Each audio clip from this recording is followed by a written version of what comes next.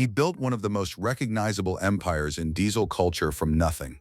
4 million YouTube subscribers, a Discovery Channel show, a Black Hawk helicopter, high-profile collabs with some of the biggest names in entertainment. David Heavy D. Sparks had the kind of life that looked bulletproof from the outside. Then, almost in slow motion, everything started cracking.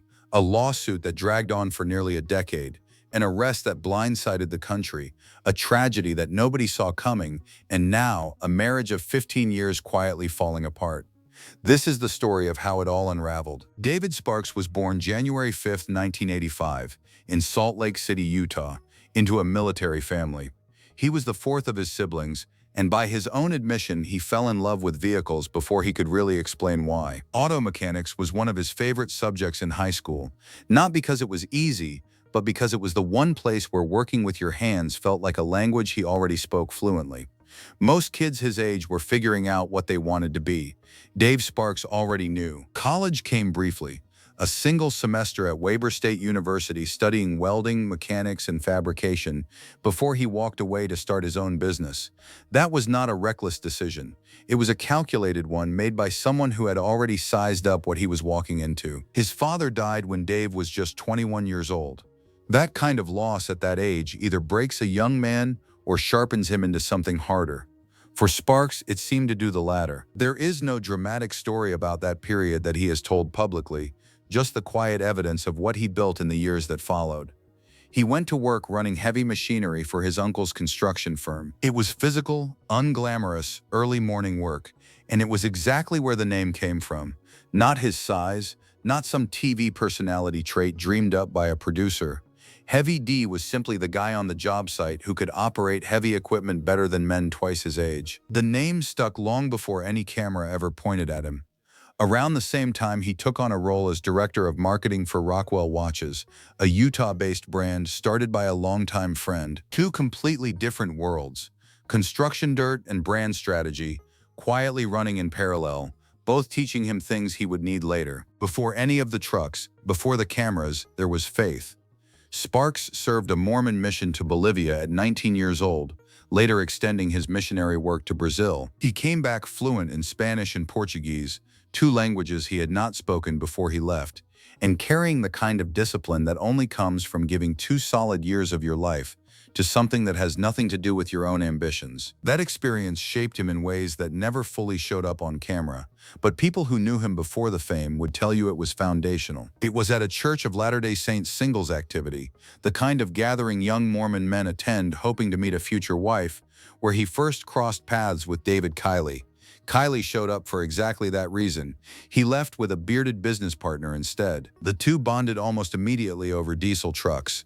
On a group trip to a lake, Sparks accidentally filled his diesel truck with regular gasoline. What followed was an afternoon of siphoning fuel out by hand, and somewhere in the middle of that mess, with both of them covered in petrol and laughing about it, the idea for Diesel Sellers was born. An online marketplace for diesel truck enthusiasts, classified ads, parts, trades, all in one place. They started buying wrecked trucks out of people's yards, fixing them up and flipping them. When someone jokingly asked for a free truck, they thought, why not? They started running sweepstakes, filming the builds, posting everything to YouTube. Nobody in that space was doing anything remotely like it. The audience found them fast. What turned a couple of guys with a garage and a YouTube channel into household names was a prank. Dave Kiley used one of their diesel trucks to blow a concentrated wall of exhaust fumes directly into a bathroom stall where an unsuspecting friend was sitting. It was stupid, it was funny, and it was exactly the kind of content the internet devours. The clip spread fast. It spread all the way to Jay Leno. Leno saw it, loved it, and brought them onto The Tonight Show. He gifted the prank's victim a gas mask fitted with a roll of toilet paper. The live audience roared. That appearance put them in front of a national television crowd that had no idea who they were 20 minutes earlier, and the Discovery Channel was paying close attention.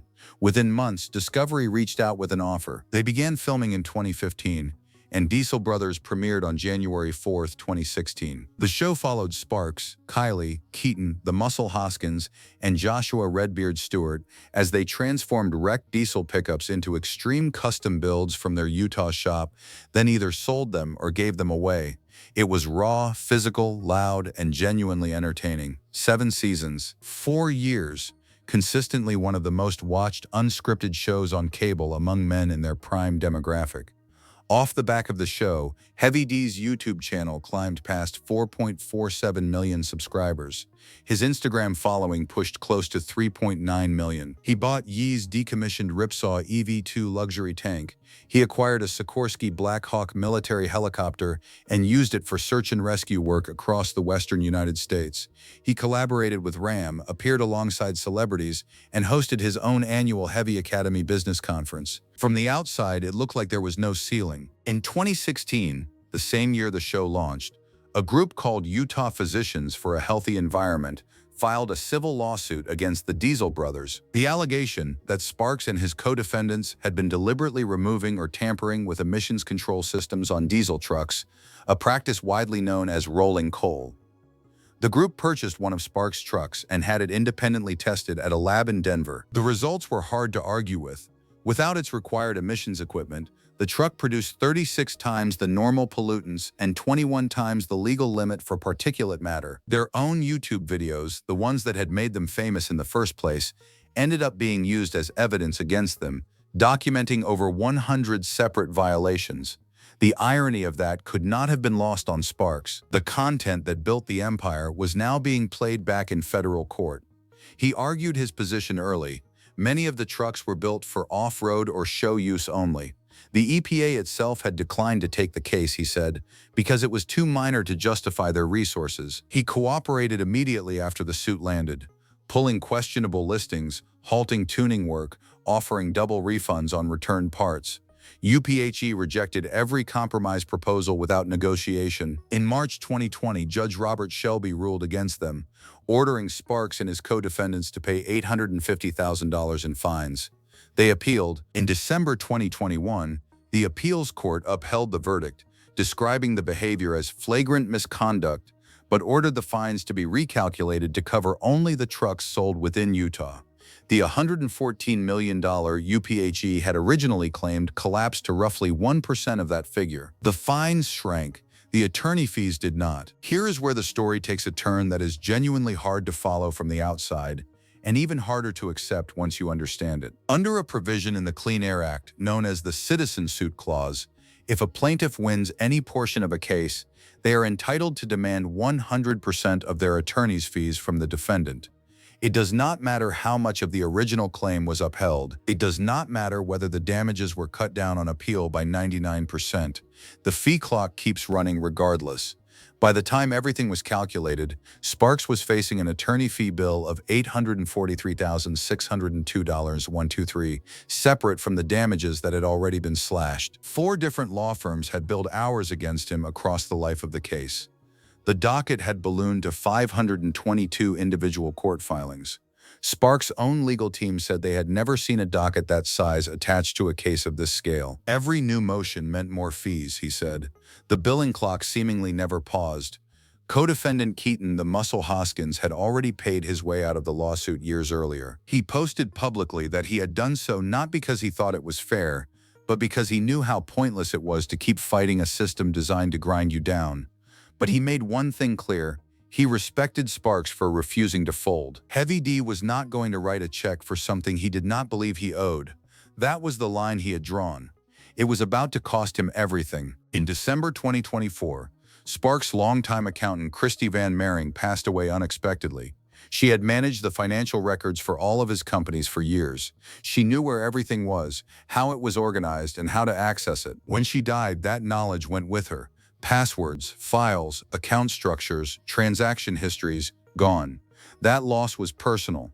It was also, in the context of an ongoing federal case, catastrophic in a way that nobody could have predicted. In mid-2025, the legal team representing UPHE accused Sparks of failing to comply with a financial disclosure order. They wanted every transaction over $5,000 since 2020 across every company and affiliate connected to him. Sparks described the demand as something that even a Fortune 500 corporation would struggle to produce on a tight timeline, let alone a small business that had just lost the one person who held all of it together. Without Van Mering, piecing together years of records across multiple entities was not simply difficult. In some cases, it was effectively impossible. The court did not consider that an acceptable excuse. A contempt of court order had already been issued back on June 24, 2024. On October 6, 2025, a federal arrest warrant was signed. 5 days later at 7:30 in the morning, as David Sparks stood on the tarmac preparing to board a private jet to speak at the One Utah Summit, a statewide leadership event where he had been personally invited to address the room on behalf of the state of Utah, U.S. Marshals placed him in handcuffs. The diesel world went into shock. He was booked into the Salt Lake County Jail and placed directly into protective custody, 23 hours a day alone, inside a cell in the maximum security wing. No outside contact, no distractions, no way to respond to what was happening on the internet in real time. 3 full days of solitary confinement. When he came out, he posted a 30-minute Instagram video and held nothing back. "I just got out of jail," he told his audience, "and it's time to set the record straight." He confirmed the arrest, confirmed the solitary confinement, and then systematically laid out his version of what had actually happened. The arrest, he said, had nothing to do with refusing to pay money he rightfully owed. This was about standing up to a broken system that's been hijacked by bad actors, mostly lawyers, who have learned to twist environmental laws into personal profit machines. He described what 3 days in a maximum security solitary cell had actually felt like. "I'm telling you right now, that was the most miserable experience of my life. 2 days in there was enough for me to gain a whole new respect for anyone who's ever done real time." For someone with his platform, his reach, and his sense of personal identity, those words landed hard with his audience. He framed himself not as a criminal, but as a man who had cooperated from the start, offered every reasonable compromise, and still ended up in a box. Millions of views, his fan base was furious on his behalf. But while that battle was playing out publicly, something else was quietly falling apart behind closed doors. Separate from the emissions lawsuit entirely, the Federal Aviation Administration quietly opened an investigation into flights Sparks had been conducting in his privately owned Sikorsky UH-60 Black Hawk military helicopter. He had bought the aircraft years earlier and had been using it for search and rescue operations across the western United States, helping in disaster relief efforts, extracting vehicles from remote wilderness, assisting families who had nowhere else to turn. That part of his life genuinely impressed people, including critics who had little else positive to say about him. But he had also been taking passengers on flights at commercial events. At gatherings like Camp Arzar in the California Imperial Sand Dunes, he would load up guests and take them up in the Black Hawk, and he documented all of it. The videos were everywhere. Passengers in the cockpit, passengers on the skids, smiling faces at altitude. The FAA's concern was straightforward. Were those flights legally authorized under his existing licensing? Flying a military surplus aircraft for private recreational use was one thing. Carrying passengers at ticketed public events was potentially another matter entirely. For a man already managing hundreds of federal court filings, an active contempt charge, and the aftermath of a very public arrest, an FAA investigation was the last complication he needed. It meant yet another federal agency, yet another legal exposure, yet another front to defend. The walls were closing in from every direction. And then, 5 months after the arrest, on March 10, 2026, Ashley Sparks walked into a Utah courthouse and filed for divorce. No statement, no reason listed, just paperwork that made it official. David and Ashley Sparks had met at a church singles activity in Utah back in 2008. They married in August 2010. 15 years, 3 children, daughter Charlie Mae and sons Bo and Mac. Ashley had stood by him through 7 seasons of reality television, through years of legal chaos, through a nationally covered arrest and 3 days of solitary confinement. She had 177,000 followers of her own and had shared their family life openly with all of them. Whatever finally broke, and neither side has said, it broke quietly. No press release, no social media statement, just a filing and then silence. The story of David "Heavy D" Sparks is not the story of a man who fell from grace in the way that phrase usually implies. There is no single scandal, no one catastrophic decision. What happened to him looks more like a slow accumulation, a legal system that kept billing long after the underlying dispute had shrunk to almost nothing, a paperwork disaster triggered by a death he did not see coming, a federal machine that moved faster than his ability to respond, and a private life that quietly broke under the weight of all of it. He still has 4.47 million YouTube subscribers. He still has the shop. He still has the audience. Whether that is enough to absorb what the last year has thrown at him, financially, legally, personally, is a question nobody can answer yet. What is clear is that Heavy D Sparks spent years building something that most people only dream about. And right now, in 2026, he is finding out exactly how much of it holds up under pressure.